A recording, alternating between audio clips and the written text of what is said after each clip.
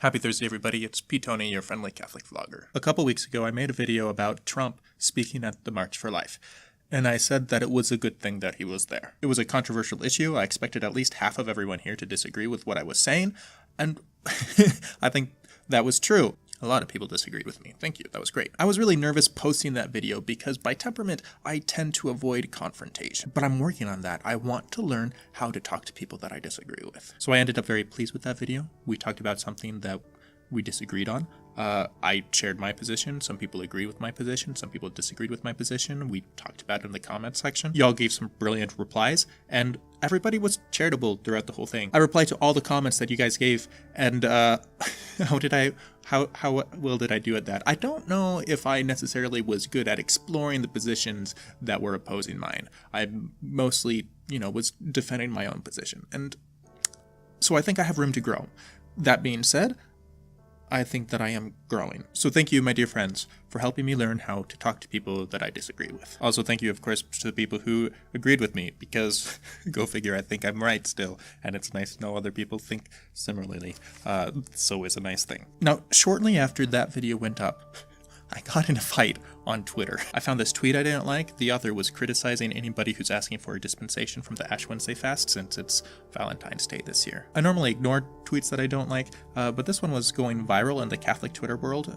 It had like 300 favorites and dozens of retweets, and so I clicked on it and read through the whole thread that he had made on this issue. The author went on to talk about how he didn't like how there were dispensations last year for St. Patrick's Day on a Friday.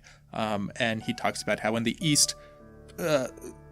Eastern rites, Catholics fast more, so we should, man up and learn how to fast. I didn't like this thread, as I said, and it's not because I'm against fasting, right? I mean, Jesus told us to fast. Fasting is a good thing. We can agree on that. But just acknowledging that fasting is good prompts the question, how much should we fast? Which is a little bit trickier of a question because, it's a gradation thing. Without going into the details of the argument, I was trying to make three nuanced points. One, how much we should fast as a community is a pastoral issue, and so the proper church authorities should make these decisions about how much we should fast. Two, fostering public outcry about the correctness of these pastoral decisions that church authorities have made. Fostering outcry about that puts fasting above obedience, which technically is scandal, because obedience is above fasting. And three, this is the point that I really got up in arms about. The act of asking for dispensations from proper authorities in the church, in and of itself, is a perfectly appropriate act. What's an inappropriate act is to rebuke our brothers and sisters for asking for a dispensation just because we don't like what they asked for. So now I totally recognize that there's more than one way to look at this thread, and I showed this thread to other people that are friends in face-to-face life. And for sure, there's a lot of different ways we can read this thread. But that being said, I think that some of these points that I'm trying to make are important, criticisms that need to be answered. I tried more or less to argue for my nuanced position on Twitter, which, of course doesn't go well. I got replies back from him and from another person that they were simply siding with him. I mean, of course, he's going to side with himself. That makes sense. And I also got zero support on my side, which surprised me because I thought I was making some good points. But no support on my side. So there's that. I ended up getting mad about that, which is a fault in my character, because I have limitations. Sorry. But what am I supposed to do with all this? I threw myself into two disagreements within 48 hours of each other, both on the internet, and one of those was a positive experience, and the other was a negative experience. Thank you, by the way, for the positive experience. That's all you. I decided to check out this guy's Twitter, and I'll be frank, I'm not looking for things to praise in him. I'm not looking for behaviors to emulate because I had a bad experience. I wanted to figure out what is that this guy is doing that gave me a bad experience, because I don't want to create that same experience for other people or for myself. And the biggest thing that I noticed as I was reading through this guy's collection of tweets is that he complains a lot about how the church is too soft today. And it struck me that complaining about that is something that a lot of people will will get behind. Certainly there's aspects of all that I can relate to also. There's also things, I mean, like I talked about here in this thread, I think that at a certain point, you gotta slow down, and not everything that everybody does in the church against how you would do it is something that you need to publicly criticize, but whatever. I have a complicated relationship with complaining. Complaining is interesting because if I am talking to somebody that on many levels I cannot stand, if I want to build a relationship with that person, all I need to do is follow one simple trick, and that is to find something that we can both complain about. And then we both complain a little bit, and suddenly we become much, much closer than we were before. But how often should we do that? What's the cost for those sorts of relationships? I think in this case, this guy is creating an echo chamber for himself, and I don't think it's appropriate. He's pulled together a large number of people that all see a lot of issues in the same way, and he talks about those issues in the way that they already see them. And go figure, he gets a lot of positive reinforcement from the people that are already thinking the things that he's saying. And I'm not saying that he's wrong on all the issues that he's talking about, but I do think that in general he takes some of these things too far, especially when he starts putting up strict adherence to past traditions over obedience. That's dangerous. That's just frankly dangerous. It's easy to get rallied up in an echo chamber because the person says something and everybody else says, oh gosh, this is so true, and I can't believe anybody would be against this, and everyone should hear this. And maybe in the proper context, that can be a really good and powerful thing. Certainly a powerful thing, and sometimes a good thing. It's not what I want here. It's not what I want with us. What I didn't like is that when I offered, I think, a legitimate criticism to this guy on Twitter, it went nowhere. It went absolutely nowhere. He's created an environment around himself where criticisms don't really get to him because he's got lines and lines of people that are on his side. And so he's very strongly reinforced in his position, always. Maybe that just means that he has really strong principles. I don't know. That's not how I would describe this. I would describe this as he's lost his ability to dialogue with people that he disagrees with. Specifically, he's lost his ability to see value in another position, which sometimes is important to do. We talk about liberals and conservatives, for better or for worse. Liberals and conservatives, of course, disagree on a lot of things. One thing that we all have in common, though, is that I think everybody hates how the other side has echo chambers. Like, echo chambers are just a rotten deal.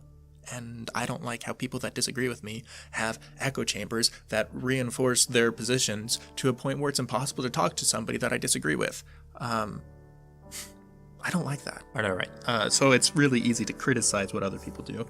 What is it that I am going to do? That's the question. And I promise you that on this channel, I am going to offend you. I try to be tactful and understanding and respectful, and all those good things. But I guarantee that if you stick around long enough watching these videos, eventually I'm going to offend you. I say that because when I make these videos, I make some assumptions about you because I need to know who I'm talking to. So I assume three things. First, I assume that people that are here are interested in online community. Second, I assume that people that are here are on board with Catholic teachings. And third, I assume that if you're here, you were born between 1980 and 2000. Are there exceptions to these three things? Yes, absolutely. I see you, person that doesn't fit my descriptions about you. Thank you for being here. You keep me honest. Do my assumptions describe a lot of the people here? I think so. So for example, if I were to make a video about why everyone should be pro-life, I would assume that I would get a predominantly positive response here. Why? Because it's a church teaching, and we're on board with church teachings here. But other than just simply because I enjoy positive responses, why would I make that video? I mean, we already all agree on that. Do we need to talk about it still? I mean, we can find some common ground and talk about things that we already agree on. Yeah, I'll do that sometimes. But are we growing from doing that? I think that there are a lot of people that very eloquently reiterate church teachings. There are a lot of places that we can go for that. I don't at all feel the need to do that also. That's not what I'm here for. That's why I didn't talk about why we should all be pro-life. I talked about something that we would disagree on. I talked about how Trump was there and that was controversial. I'm much more interested in talking about things where we might disagree. What does evangelization look like? The way we practice the liturgy. We've got Novus Ordo, we've got Tridentine Latin Mass, and there's always tension between those two groups, it seems, which is kind of sad, but what do we do about it? Distinctions between personal and professional life are increasingly blurred. How much should we work? There's people that are increasingly lazy, and there are people that are increasingly workaholics.